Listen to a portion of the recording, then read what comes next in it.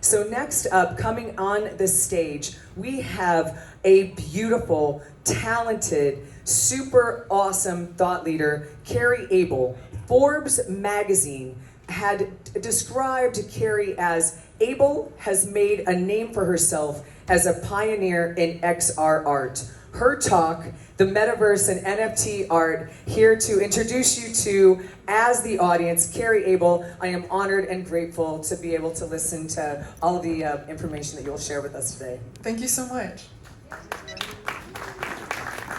Hi all.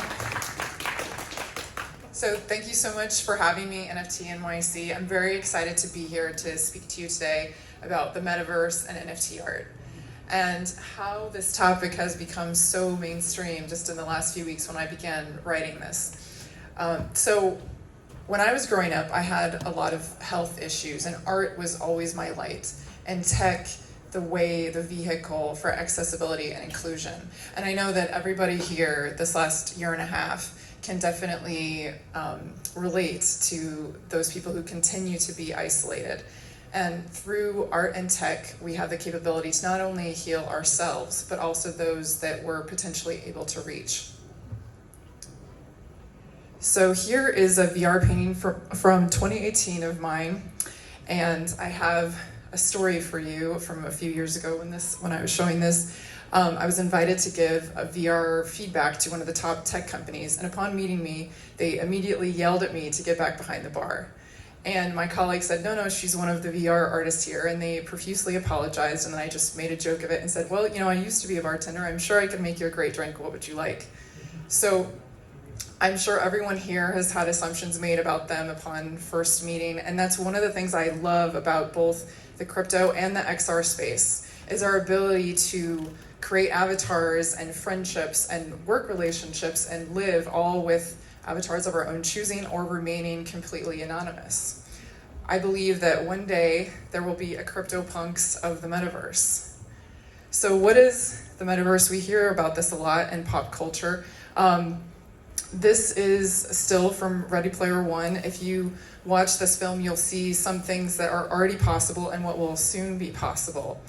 Now, when you hear someone using the term metaverse, I want in your brain to replace it with internet. And if their sentence now seems ridiculous, then it probably is, because I'm sure that you have an innate understanding of the fact that the internet is not owned, operated, or controlled by any one person or company, and neither is the metaverse. So I believe that the metaverse is an extension of the internet. It's going to be our next phase, that we're experiencing real-time, volumetric, simultaneous interactions.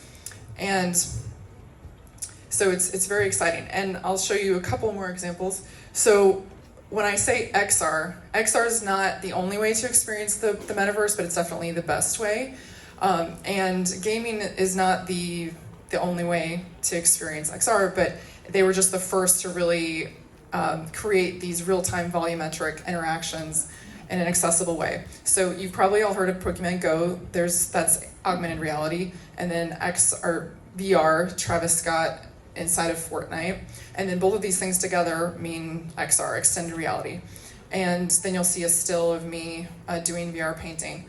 So some things that we're already exploring inside of things like Fortnite is, the potential to, people are already spending money on digital assets. So what if more things become NFT'd inside of these metaverses, and then people have the capability to not only have fashionable items and think skins, but they're able to own these items and then potentially gain provenance and resell these. So that's where I see our future in this convergence of metaverse and crypto. So this is a mixed reality capture of me doing VR painting so that you can see what I'm seeing inside of the headset. The first time that I learned of crypto's importance to VR, AR, and digitally native practices was years ago. I was invited to give a presentation of my VR art at a blockchain startup in Manhattan.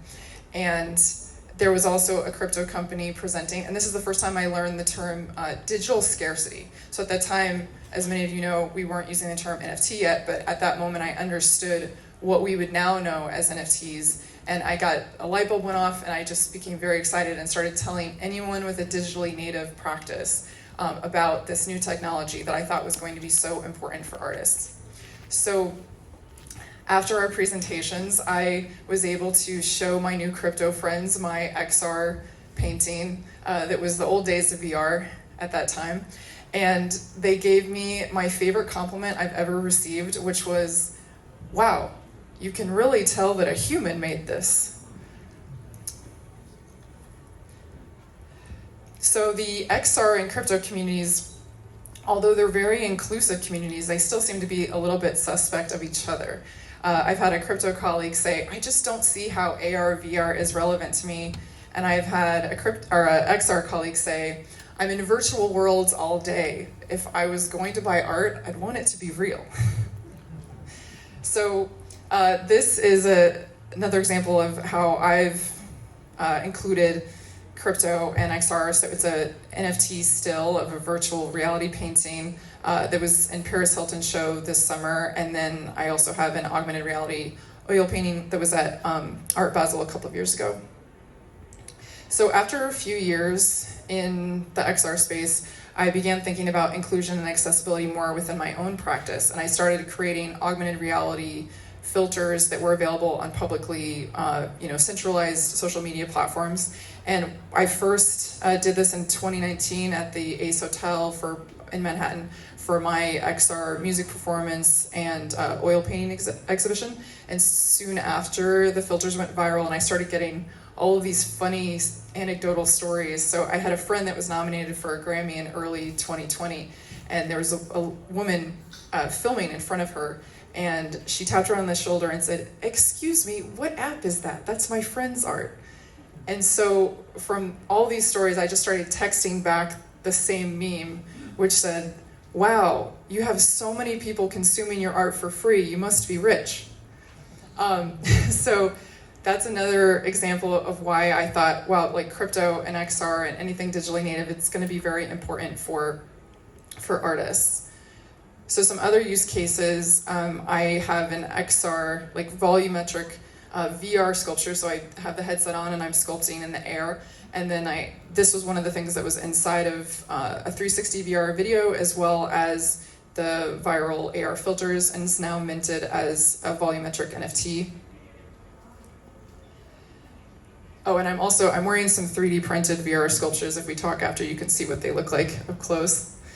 And then here's another example. It's a VR still minted as an NFT, which also functions as a QR code. So if anything is high contrast enough, it can function that way, and it triggers an augmented reality experience. And the AR experience, I didn't have complete ownership over because it was a public platform. And because of that, it came as a bonus. But then I began thinking about how can I have more ownership over this for myself and collectors. So then I began making my own app and also creating that in preparation for my solo exhibition at the Venice Biennial next year, which I'm so excited to do. It's a dream, and there's going to be XR, VR, NFTs, volumetric VR sculptures hanging from the ceiling, AR triggered oil paintings, and a Metaverse music performance. I'm also a musician. And so I'm really hoping that this, as such an honor, if you haven't heard of the Venice Biennial, it's been often called the Olympics of the art world. And I feel a great duty to represent both the crypto and the XR space in the best possible light. And I really hope to inspire more collaborations between these communities and a greater acceptance and appreciation from the global art world. So, yeah. So, in closing, I would like to ask my crypto and XR friends, talk to each other more. Let's converge and let's demand Web3 inclusion in our metaverse, which is inevitably going to be mainstream. And because the convergence of the XR and crypto communities will be a metaverse with inclusion and accessibility beyond our wildest dreams. So with that, I'll leave you with a lyric from one of my songs. Reaching hands towards those in the quicksand, I saved myself too. In me, I see you. So thank you so much for having me. I'm really looking forward to all the other great talks this week. Oh, do we have time for a question? No, okay, I think we'll talk after. Okay, thank you so much for having me.